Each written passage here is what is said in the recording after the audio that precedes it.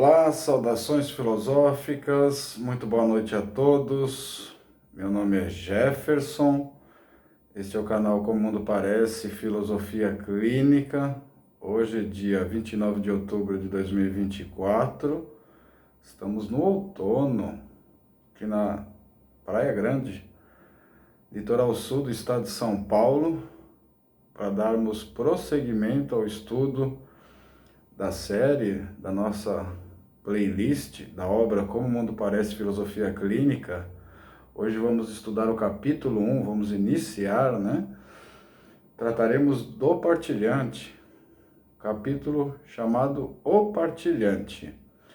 Antes de iniciarmos nosso estudo de hoje, a leitura comentada, trouxe meu café, que não pode faltar nos nossos estudos.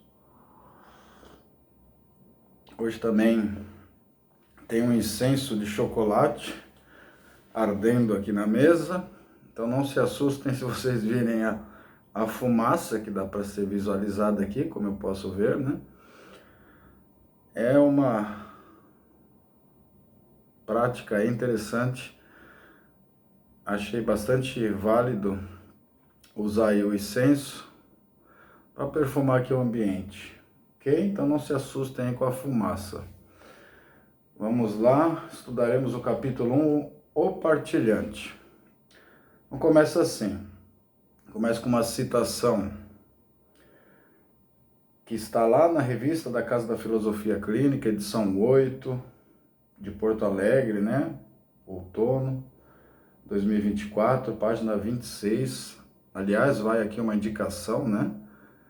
O Dicionário de Filosofia Clínica, que saiu publicado aí na edição 8 da revista da Casa da Filosofia Clínica, bastante útil para ser usado aí como referência para os estudantes, filósofos clínicos, especialistas em filosofia clínica e para todos aqueles que querem se aproximar da filosofia clínica, dos principais verbetes.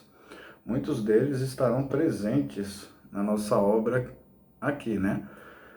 Claro, vamos aproveitar, né, essa publicação, que é bastante interessante, veio muito a enriquecer a bibliografia da filosofia clínica. Então, nessa citação, nós temos aí o verbete partilhante. Então, começa assim, partilhante. É o nome que a filosofia clínica dá a quem faz terapia com um filósofo clínico.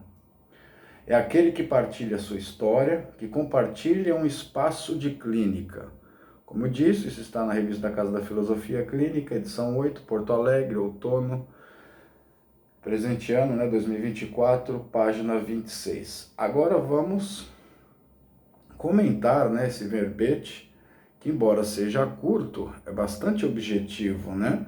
Então, partilhante é aquele que é chamado assim na filosofia clínica, né? Não é chamado de paciente, não é chamado de mentorado, tutorando ou cliente, conforme vamos tratar aqui no texto. É denominado partilhante aquele que é atendido e faz terapia com o filósofo clínico. Nós vamos ver também durante o texto uma diferença entre o filósofo clínico e o especialista em filosofia clínica, né? Que tecnicamente é um pesquisador e está autorizado a fazer pesquisas e também a dar consultoria, mas não pode, até que conquiste o certificado A, ser um filósofo clínico. Nós vamos explicar isso direitinho, né, no desenvolvimento aí do texto.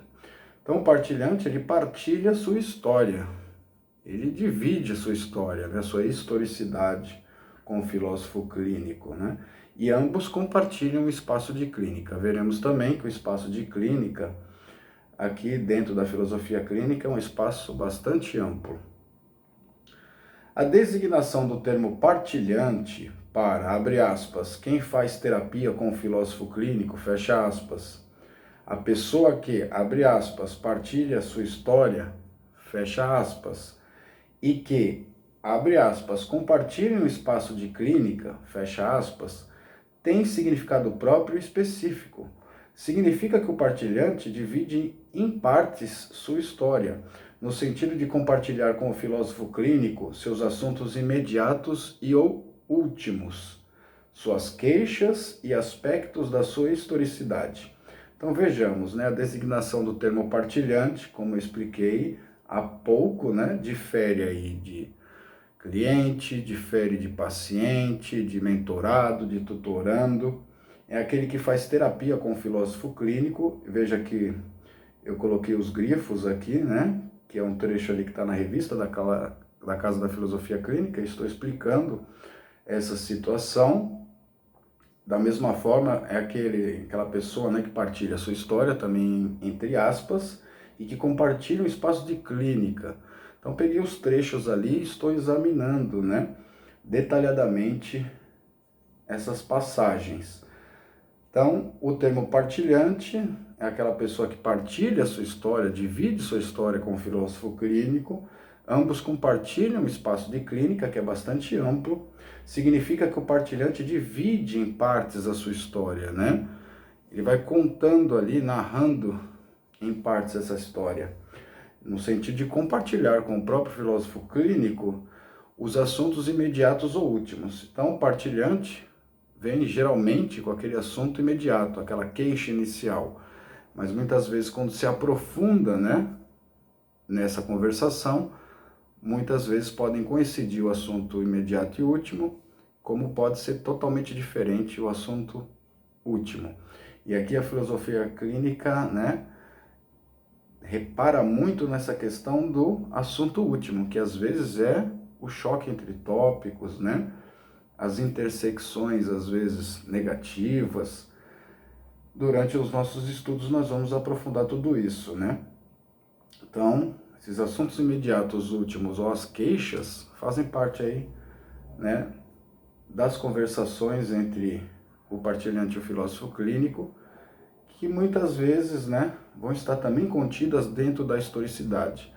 Então, a história do partilhante vai ser contada em determinada etapa do método. Devemos reservar a palavra partilhante para fazermos referência a um contexto específico. A pessoa que busca os cuidados e serviços terapêuticos oferecidos pelo filósofo clínico. Por exemplo, um especialista em filosofia clínica que obteve o certificado B, mas não concluiu o pré-estágio e o estágio supervisionado, e dessa forma, sem ter obtido o certificado a necessária habilitação em clínica, poderia sem dúvida usar a metodologia da clínica filosófica nas suas pesquisas e bem-estar subjetivo, sem contudo ser um filósofo clínico. As pessoas que porventura ajude com o auxílio do método em apoio a outra área do conhecimento, tecnicamente não seriam partilhantes. Então vamos explicar este trecho que é bastante importante, né? Então nós devemos reservar a palavra partilhante, né, fazer referência num contexto bem específico. No parágrafo anterior, eu mencionei, né, que o termo partilhante ele tem um significado próprio e específico. O próprio nós já vimos, né? Significa que o partilhante, né, divide em partes a sua história, no sentido de compartilhar com o filósofo clínico seus assuntos imediatos e últimos, suas queixas e aspectos da sua historicidade. Esse é o significado próprio, que difere muito lá de paciente, de cliente, mentorado, tutorando. Agora, vendo o contexto específico que está sendo trabalhado nesse parágrafo, né? Usamos o termo aí, a palavra partilhante, quando fazemos referência a um contexto bem específico, que é aquela pessoa que busca o serviço terapêutico oferecido pelo filósofo clínico. Então, temos significados próprios e contextos bem específicos. Aí eu dei um exemplo, né? Vamos supor, né, que uma pessoa seja especialista em filosofia clínica. Como que se dá isso, né? A pessoa fez a pós-graduação, especialização em filosofia clínica e é aprovado lá no final do curso, recebeu o certificado B, né? No entanto, não fez o pré-estágio nem o estágio supervisionado, detalhes que nós vamos trabalhar também, precisamente isso no segundo capítulo, quando a gente falar do filósofo clínico, mas apenas para adiantar, né? O pré-estágio é quando o próprio estudante ali passa pelo método, certo? É atendido, né, por um filósofo clínico, e o estágio supervisionado é quando ele, sob a orientação desse filósofo clínico, ele atende partilhante ali gratuitamente, né? Então, voltando ao nosso contexto específico, então ele obteve o certificado B, não concluiu para estágio, né, estágio supervisionado, então não obteve o certificado A e não está habilitado à clínica. Ele pode, sem dúvida, usar a metodologia da filosofia clínica para pesquisar, fazer consultorias para o seu próprio bem subjetivo, seu autoconhecimento, né? Sem, contudo, ser classificado aí, ser categorizado aí como um filósofo clínico. E as pessoas que porventura ele vem ajudar, não sendo filósofo clínico, sendo apenas um especialista com auxílio do método, em apoio a outra área de conhecimento, tecnicamente essas pessoas, né, não seriam partilhantes. Então ele atenderia estudantes, pessoas, né? O termo partilhante, ele é para ser utilizado justamente quando tem essa relação entre o filósofo clínico e aí sim outra pessoa que é denominada partilhante, ok? Difere o vocábulo partilhante de outras nomenclaturas. A prática terapêutica pode ser realizada com diversos profissionais. Quando o tratamento é dispensado por psicólogos, psicanalistas, médicos e psiquiatras, a pessoa atendida é tratada por paciente. Sob a orientação de mentores, tutores e treinadores, conhecidos popularmente por coachings, são chamados de mentorados, tutorandos ou clientes. Miguel Ângelo Caruso, sobre a noção de paciente, o termo cliente, vai fazer uma citação, né?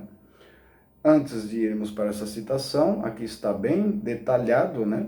Que o vocábulo partilhante é uma nomenclatura que difere de paciente e de cliente. Faço aqui a comparação, né? Quando a prática terapêutica é realizada pelo médico, pelo psicólogo, psicanalista, a pessoa é atendida ali é chamada de paciente, todos sabem disso. E quando é atendida por mentores, tutores, né? Coachings, aí tem vários nomes, né? Mentorado, tutorando, ou propriamente se tornam clientes, né? Pagam por um serviço, né? Daqueles profissionais. Agora, fazendo a citação aqui do Miguel Ângelo Caruso, que vai fazer bem essa distinção de partilhante, cliente e paciente. Abre aspas, a noção de paciente pode remeter a uma função passiva de uma pessoa à espera dos cuidados de alguém dotado de um saber que exerce o poder de determinar um diagnóstico. O termo cliente se refere a um processo de prestação de serviço, isto é, uma relação comercial. Quando uma pessoa procura o filósofo clínico, pode ter a intenção de se colocar sob seus cuidados ou de pagar pela solução de seu problema. Mas o processo clínico-filosófico é diferente. Quem disse isso foi o Caruso, em Introdução à Filosofia Clínica, que é a obra dele, né? Petrópolis, Rio de Janeiro, Vozes, 2021, página 23. Então aqui ele faz bem essa distinção, né? Fala primeiramente aí do paciente, que remete a uma função passiva, né? Não proativa. É uma pessoa ali que geralmente espera o cuidado de alguém, né? Que vem com o saber-poder, às vezes resolveu a dor da pessoa, né? Lhe dar uma receita de tratamento, e o termo cliente já faz menção a uma prestação de serviço, né? Uma relação mais ou menos contratual, né? Porque existe um contrato ali, embora às vezes não se assine nada, né? O contrato também é verbal, né? Como a gente aprende aí no direito civil, né? Então, quando uma pessoa procura um filósofo clínico, tem a intenção de colocar sob seu cuidado, ok? Ou de pagar para resolver o seu problema. E não é bem essa a relação na filosofia clínica, é bem diferente, né? Vamos explicar isso. Partilhante e filósofo clínico, no transcorrer das sessões de terapia e durante o desenvolvimento das conversações, devem realizar uma construção compartilhada. Esse conceito do vocabulário clínico filosófico requisita, em momentos específicos, a disposição para a postura proativa de ambos, cada um dentro de sua esfera de ação, contribuindo para encontrar os caminhos existenciais adequados à malha intelectiva que vem sendo investigada. O partilhante fornecendo os elementos e dados de sua historicidade, o filósofo clínico, depois de cumprir as primeiras etapas do método, executando uma série de procedimentos clínicos. Segundo o dicionário de filosofia clínica, eu vou dizer aí o que é construção compartilhada. Mas antes de adentrarmos essa parte, né? Então, o partilhante, o filósofo clínico, no transcorrer das sessões, da hora-sessão, né? Da terapia, né? A partir do momento que vão fazendo o desenvolvimento de conversações, a ambos compete fazer uma construção compartilhada, que é um termo aí do vocabulário clínico filosófico. Então, exige a postura proativa de ambos. Não é como o médico e às vezes o paciente, que o paciente fica numa situação passiva esperando, né? Ou aquele que paga por um serviço, o cliente, né? Que ele espera ser, por ter pago, espera ser atendido nas suas necessidades. E assim acontece também com o mentorado, tutorando, que às vezes, né, vão buscar um treinador, vão buscar uma mentoria, para buscar ali uma solução, né, mais focal ali, para que se resolva o seu problema.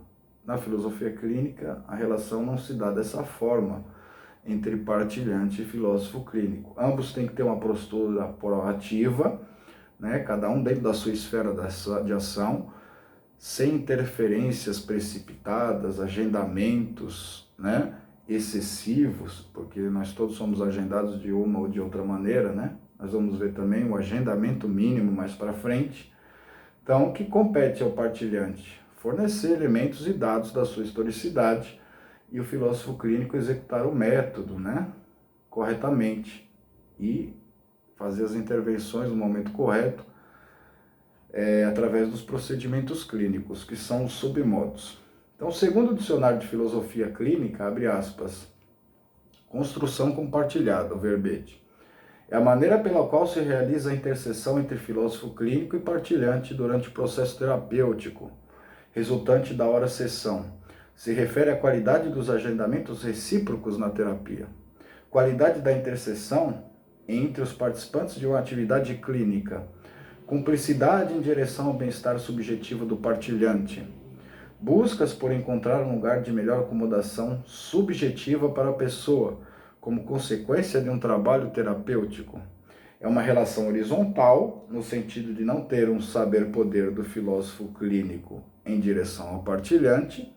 Ambos partilham do mesmo nível de compreensão e diálogo, pois é o filósofo clínico que precisa encontrar a sintonia com seu partilhante em nível de compreensão e entendimento. Isso está na Revista da Casa da Filosofia Clínica, edição 8, Porto Alegre, outono 2024, página 18, que neste momento está sendo examinada e faremos os comentários pertinentes.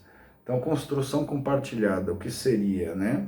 É a maneira pela qual se realiza a interseção entre filósofo clínico e partilhante durante o processo de terapia, resultante ali do momento da hora-sessão, tem uma qualidade aí intrínseca, né, dos agendamentos recíprocos na terapia, porque um agenda o outro, né, muitas vezes, e esse agendamento muitas vezes tem que ser mínimo, né, qualifica a interação entre os participantes dentro de uma atividade clínica, então qualifica no sentido da construção compartilhada, né, se tornar aí uma melhoria na situação e bem-estar subjetivo da pessoa atendida. Eles vão gerando uma cumplicidade, né, o filósofo clínico e o partilhante, porque ali vai sendo envolvido jogos de linguagem, né, um compreendendo melhor o outro, né, muitas vezes também o filósofo clínico, ele parece ali, às vezes, o partilhante na relação. Tem alguns filmes que mostram bem essa situação, acho que Dom Juan de Marco, né? Mostra bem essa situação, né? Dom Juan está sendo atendido lá pelo psiquiatra e tem algum momento lá que ele acaba ajudando o psiquiatra numa relação ali conjugal desse médico. Bastante interessante esse filme, da década de 90, né? Se não me engano. Então, é uma cumplicidade em direção ao bem-estar subjetivo do partilhante. Às vezes é movido pelas buscas, né, que a busca é um tópico da estrutura de pensamento, né, se isso for determinante para a pessoa, aqui é dado um exemplo, né, é uma relação horizontal, não vertical, não hierarquizada, né? No sentido do filósofo estar acima ou se colocar abaixo, né? Do partilhante, uma relação horizontal. O que mais, né? Que tem que comentar aqui? Ambos participam aí, né? Partilham do mesmo nível de compreensão e diálogo, um vai compreendendo o outro, em cada momento um vai ter oportunidade de falar, né? Uma dialética, né? Porque ambos aí precisam encontrar a sintonia, principalmente o filósofo clínico tem que estudar o partilhante, né? Ele, a princípio, não conhece nada, ok? E depois ele passa a conhecer o partilhante. Muitas vezes tem a questão do Sócrates, né, que é mencionada aí, né? Só sei que nada sei, mas andei olhando bem essa situação, e essa frase não foi dita pelo Sócrates, né? Cabe aí uma investigação melhor, né? Até porque o Sócrates sabia bastante, né? E é bem controvertida, né? Essa atribuição aí é uma fala do Sócrates, de que só sei que nada sei, né? Segundo o que eu vim estudando aí, ele não disse isso, né? Ok? Então investiguem bem aí para ver essa situação direito, né? Porque eu também caía nessa situação aí e tive que mudar meu posicionamento depois que eu fui investigar isso melhor, ok? Precisa encontrar sintonia com o partilhante e ambos ter compreensão e entendimento. Os dois partilham um espaço de clínica, isso está entre aspas, né? Um espaço de clínica, que é o lugar onde se dá a investigação pelos instrumentos metodológicos da clínica filosófica. Esse lugar pode ser o consultório ou qualquer outro escolhido pelo partilhante. Sua casa, cafeteria, livraria, na orla de uma praia, etc. A escolha e a deliberação sobre o lugar é uma prerrogativa que pertence ao partilhante. Pacientes e clientes comumente são direcionados a lugares pré-determinados. Então, lá em cima eu tinha mencionado, né, da questão da clínica, né, onde seria esse local da clínica, quando eles compartilham um espaço de clínica, né, no entendimento da filosofia clínica, isso é mais amplo, né?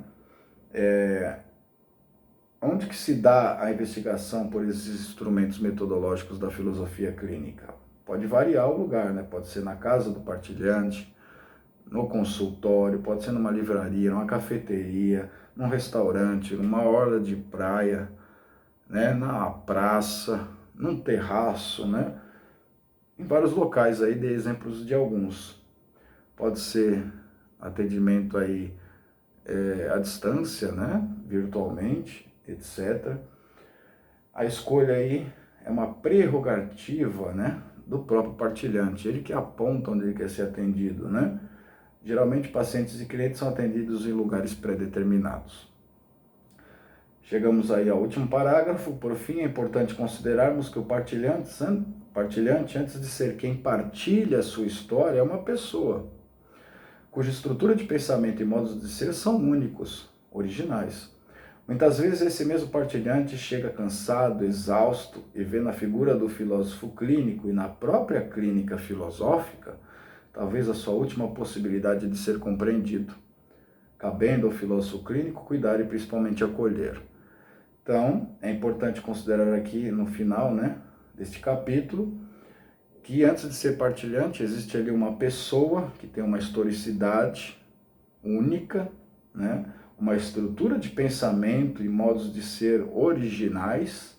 Isso deve ser extremamente respeitado, que muitas vezes é uma dificuldade, né, dos terapeutas de algumas vertentes fazer essa abordagem com respeito à singularidade.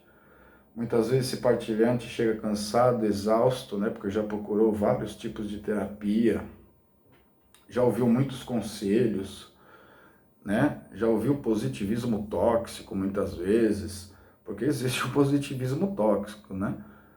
Isso até está na filosofia do CVV, né? Que é uma filosofia bastante importante, né? Por que positivismo tóxico? Porque muitas vezes se exalta muito a positividade e muitas vezes a realidade da pessoa não vai ser positiva, né? Às vezes nós temos uma circunstância que, por mais que se faça, né? Ali é um impedimento, não vai melhorar, né, a situação da pessoa. Basta você pensar um pouco, você vai ver que tem exemplos nesse sentido, né? Uma pessoa ali, por exemplo, que não tem vários membros ali do seu corpo, né? Vive uma vida ali praticamente deitada numa cama, ok? E vai tudo melhorar, a gente vai dizer para ela, ou a gente vai acolher, né? Entender o que está acontecendo e dentro da situação que ela está enfrentando, né?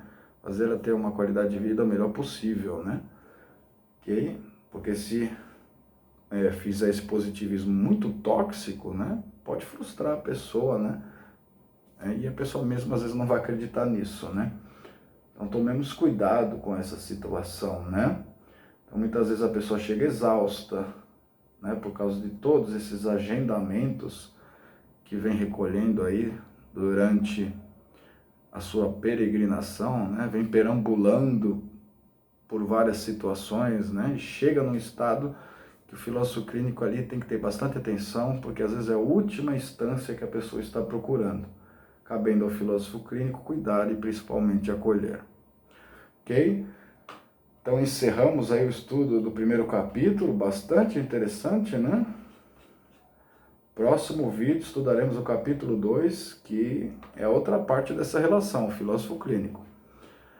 Agradeço todos aí pelas inscrições, curtidas, comentários, compartilhamentos, pelo apoio que nos tem dado. Fortaleçam aí os canais de todos os filósofos clínicos, das pessoas que estão divulgando a filosofia clínica. Andei vendo aí algumas pesquisas no Google, né? Que traz aquelas estatísticas, né? Quantas vezes a palavra é pesquisada. O termo filósofo clínico ainda é pouco pesquisado, né? Vamos tentar virar essa situação aí, né? E quando às vezes é achado nos sites de busca, muitas vezes encontramos aí equívocos em relação à filosofia clínica, né? Uma divulgação aí equivocada de pessoas que não estudaram devidamente antes de começarem a comentar ou falar sobre a filosofia clínica, ok? Então tome bastante cuidado com isso, sigam aí os canais aí dos filósofos clínicos, Fernando Fontoura, Miguel Ângelo Caruso, Hélio Strasburger, né? Leiam os textos da Dioneia, Paulo, né? Pessoas aí que temos certeza aí que são fontes confiáveis da filosofia clínica, ok? Então fico por aqui e até nosso próximo encontro.